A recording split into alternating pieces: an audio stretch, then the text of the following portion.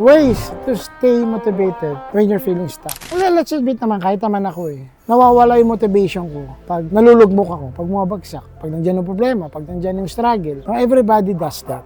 That's the standard mode ng katawan natin, ng mindset natin. Pag may problema and na-overwhelm tayo sa problema, na-stuck tayo. Kasi being motivated nandiyan na yun. It's just parang i-click mo lang ulit yan para, alam mo yun, maging activate. Pero for me, sa mga experiences ko, pag ako na-stuck, advice ko lang din is stay calm. Wala may idudulot yung yung padaos-daos na desisyon. For me, talagang ninanamnam ko yung problema. And then I find ways kung paano ko siya masusolusyonan. Being calm and staying in the problem, namnamin mo. And magugulat ka na lang. Kasi hindi ko naman masasabi na, oy, maging motivated ka para mawala sa sarili mo. No, it's not that easy. No? Hindi ganun kadali na isang click lang, motivated ka na. Hindi. Being motivated is getting fueled from something na alam mong makukuha mo. Ibig sabihin, namnamin mo yung problema, hanapin mo yung solusyon. Once na nahanap mo yung solusyon, that's the time you're gonna feel motivated. Medyo magulo na, medyo mahirap hindi. Pero that's the reality. Hindi pwede maging motivated ka na hindi mo nakikita yung problema at hindi mo nakikita yung solusyon. Yun ang pwede mong gawin para maging motivated ka ulit. And always keep in your mindset na there will always be solution sa lahat ng problema mo. And once you find that, then babalik ulit yung pagiging motivated mo. Ganun lang siya kadali. Kaya ako sinasabing namnamin kasi pag hindi mo ninamnamin yung problema, hindi mo makikita yung sagot. So, you're gonna feel down talaga. No? Talagang